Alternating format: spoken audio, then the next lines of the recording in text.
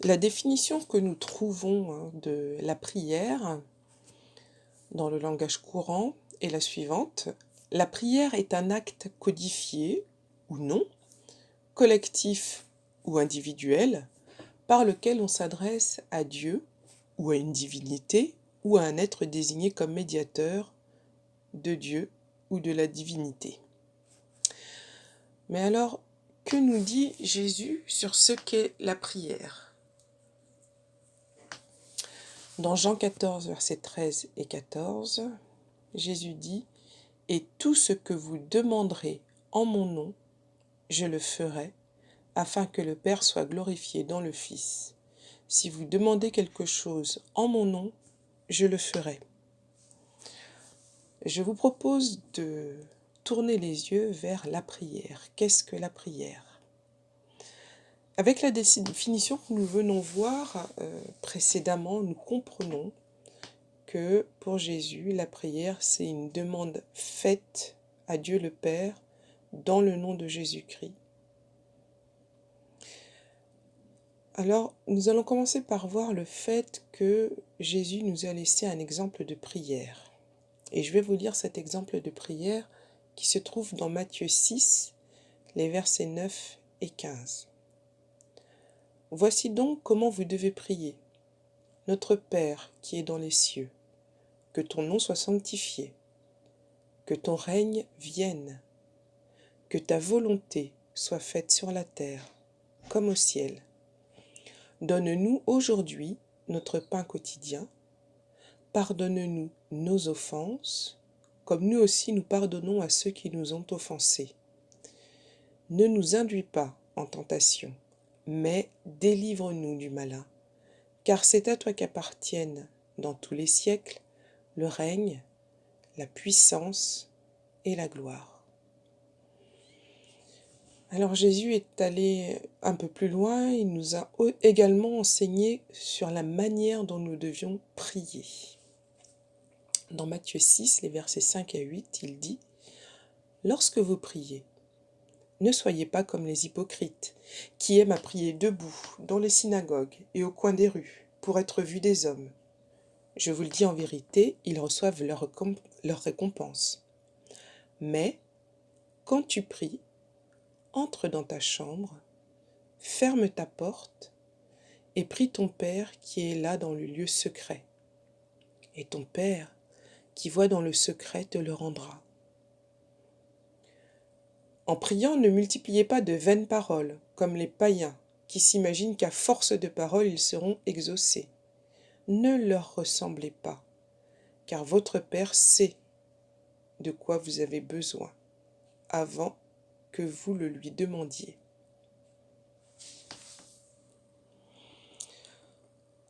Alors, quels peuvent être les sujets de prière que nous pouvons présenter à Dieu au nom de Jésus ?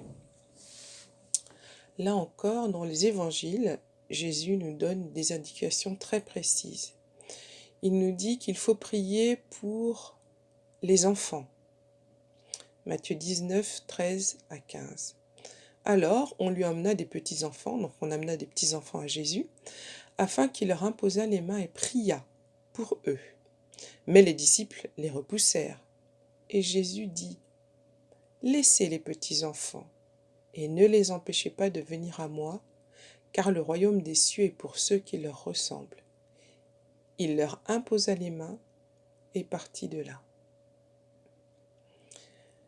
Jésus nous propose également de prier pour nos frères et sœurs qui sont dans la lutte, c'est-à-dire ceux qui croient en Jésus et qui pour cela traversent des moments difficiles, soit parce qu'ils sont persécutés, soit parce qu'ils sont tentés.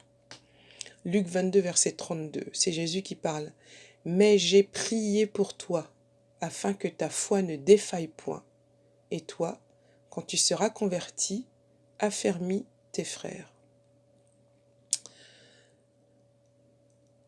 Jésus nous propose également de veiller et de prier pour nous-mêmes, alors que nous aussi nous pouvons être tentés, ou alors nous pouvons passer par des épreuves.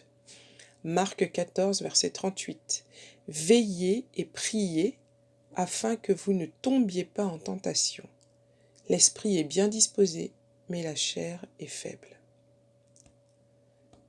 Jésus nous propose également de prier pour nos ennemis. Matthieu 5, verset 44. Mais moi je vous dis, aimez vos ennemis, bénissez ceux qui vous maudissent, faites du bien à ceux qui vous haïssent, et priez pour ceux qui vous maltraitent et qui vous persécutent. Jésus nous propose comme autre sujet de prière de prier pour la mission. Luc 10, verset 2. Il leur dit, la moisson est grande, mais il y a peu d'ouvriers. Priez donc le maître de la moisson d'envoyer des ouvriers dans sa moisson. Donc effectivement, la mission dans ce texte est comparée à un champ qu'il faut récolter. Et donc les disciples de Jésus, les chrétiens, sont décrits comme étant peu nombreux. Et Jésus nous propose donc de prier pour que Dieu envoie plus de monde dans la mission. À travers ces sujets de prière, nous comprenons que c'est nous qui sommes transformés par les prières que nous faisons à Dieu. Dieu se sert de la prière pour nous faire prendre conscience d'un certain nombre de choses et pour nous transformer. Lorsque nous prions pour les enfants, nous devenons sensibles aux enfants.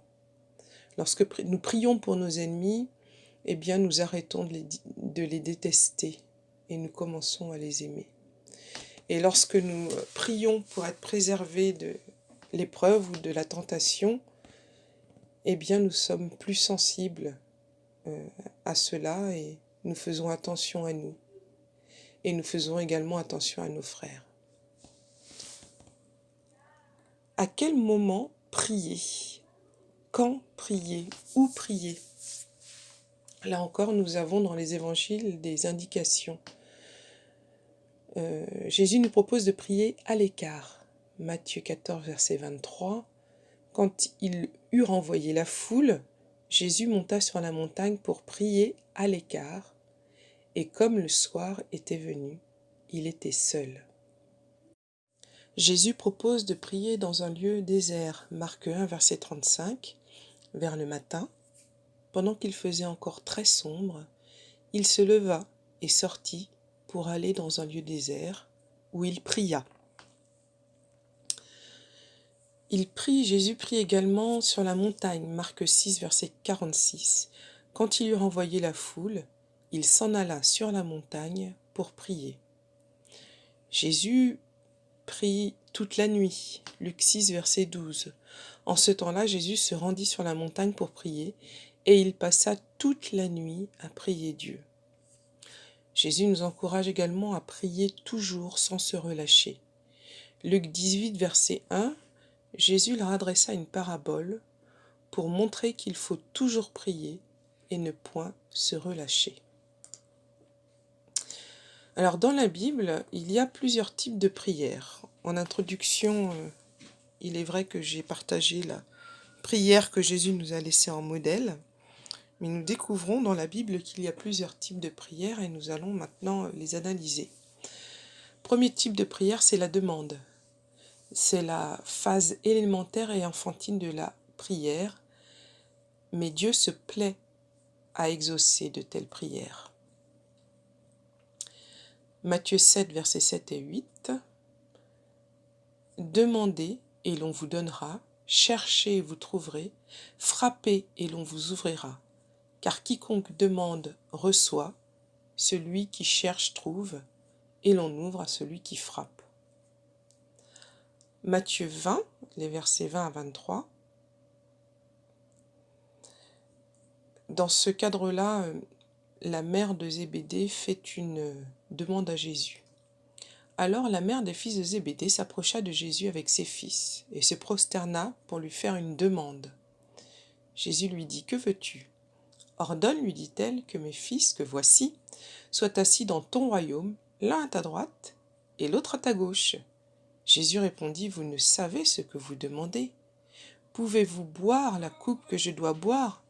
Nous le pouvons, dirent-ils. Et il leur répondit, « Il est vrai que vous boirez ma coupe. Mais pour ce qui est d'être assis à ma droite et à ma gauche, cela ne dépend pas de moi et ne sera donné qu'à ceux à qui mon Père l'a réservé. Donc cette femme, cette maman, fait une demande à Jésus. Jésus y répond. Alors il ne répond pas peut-être comme ce qu'elle aurait espéré. Mais en tout cas, Jésus répond. Deuxième type de prière, c'est la confession ou l'aveu des péchés. Devant la croix de Christ, nous recevons la purification par le sang de Jésus et nous avons la certitude d'être pardonnés.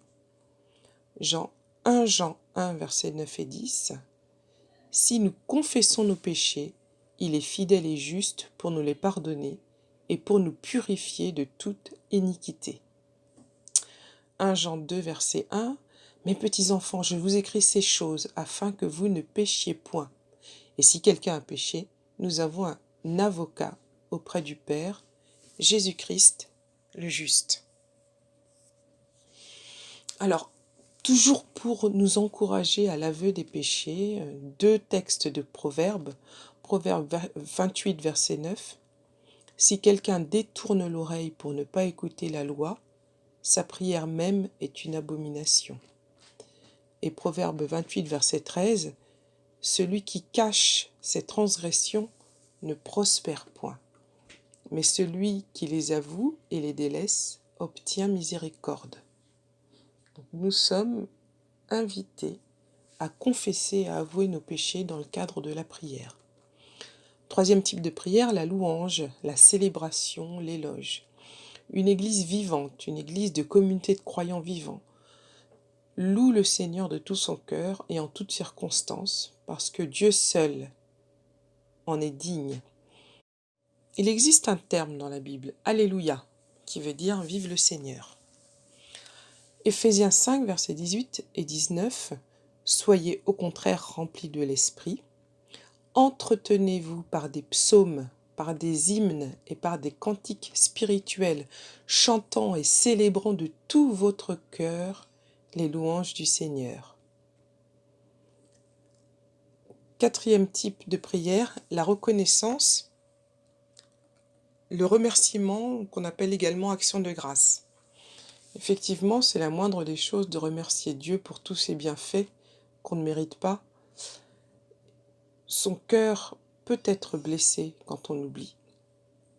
Éphésiens 5, verset 20. Rendez continuellement grâce pour toutes choses à Dieu le Père, au nom de notre Seigneur Jésus-Christ. Cinquième type de prière, l'intercession. Dans l'intimité de Dieu, nous commençons à comprendre sa douleur. Elle pèse sur notre cœur et devient un fardeau.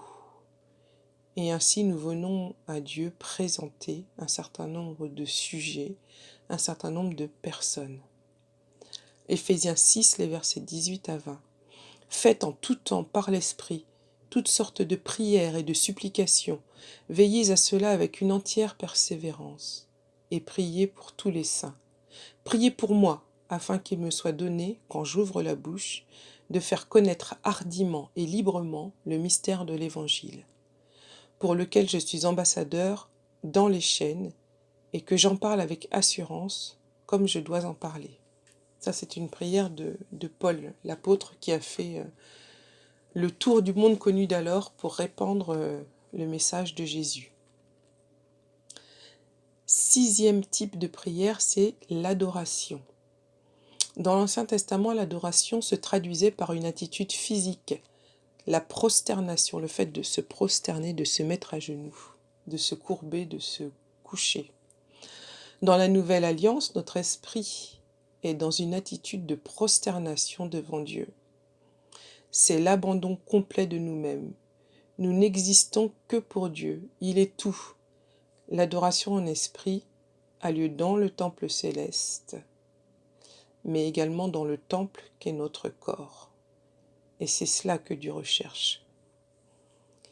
Alors Jésus nous a dit dans Jean 4, les versets 23 à 24, « Mais l'heure vient, et elle est déjà venue, où les vrais adorateurs adoreront le Père en esprit et en vérité, car ce sont là les adorateurs que le Père demande. Dieu est esprit, et il faut que ceux qui l'adorent en esprit et en vérité. Hébreux 10, versets 19 à 22. Ainsi donc, frères, puisque nous avons au moyen du sang de Jésus une libre entrée dans le sanctuaire par la route nouvelle et vivante qu'il a inaugurée pour nous au travers du voile, c'est-à-dire de sa chair, et puisque nous avons un souverain sacrificateur établi sur la maison de Dieu, approchons-nous avec un cœur sincère, dans la plénitude de la foi, les cœurs purifiés d'une mauvaise conscience et le corps lavé d'une eau pure. Et ça, c'est l'adoration à laquelle Dieu prend plaisir. Alors, dernier type d'adoration, cette liste n'est pas exhaustive bien sûr, c'est la communion avec Dieu. Nous trouvons notre raison d'être dans l'union intime avec Dieu. Il nous communique ses pensées, ses sentiments, et il nous révèle son plan. La vie chrétienne normale est une communion permanente avec Dieu.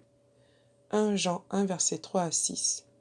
Ce que nous avons vu et entendu, nous vous l'annonçons à vous aussi, afin que vous aussi vous soyez en communion avec nous.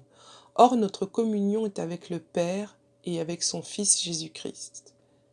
Et nous écrivons ces choses afin que notre joie soit parfaite. La nouvelle que nous avons apprise de lui et que nous vous annonçons, c'est que Dieu est lumière. Il n'y a point en lui de ténèbres. Si nous disons que nous sommes en communion avec lui et que nous marchions dans les ténèbres, nous mentons et nous ne pratiquons pas la vérité. Et je complète ce texte qui parle de communion avec Dieu et avec Jésus par un autre texte dans 1 Corinthiens 6, verset 17. Mais celui qui s'attache au Seigneur est avec lui un seul esprit. Celui qui s'attache au Seigneur est avec lui un seul esprit. Alors pour terminer, je voudrais vous lire des extraits de prières célèbres et je vous propose un petit jeu, c'est de découvrir, vous ferez peut-être une recherche sur internet pour ce faire, de découvrir qui est l'auteur de chacune de ces prières. Alors première prière, éloigne de moi cette coupe. J'ose te parler, Seigneur, alors que je ne suis que poussière et cendre. Je suis trop petit pour toute la fidélité et la loyauté que tu as montrée envers moi, ton serviteur. Qui suis-je, Seigneur Dieu, et qu'est-ce que ma maison pour que tu m'aies fait parvenir jusqu'ici? Je ne suis qu'un petit garçon, je ne sais rien faire. Seigneur, tu peux venir au secours d'un faible aussi bien que d'un fort. Nous sommes sans force devant cette multitude, et nous n'avons que faire, nos yeux sont fixés sur toi. Je suis peu de choses, que te répliquerai-je? Je mets ma main sur ma bouche. Voilà, je vous propose donc de découvrir quels sont les auteurs de ces prières, mais surtout de comprendre qu'au travers de ces prières, ces hommes ont été honnêtes, ont été sincères, se sont livrés totalement à Dieu.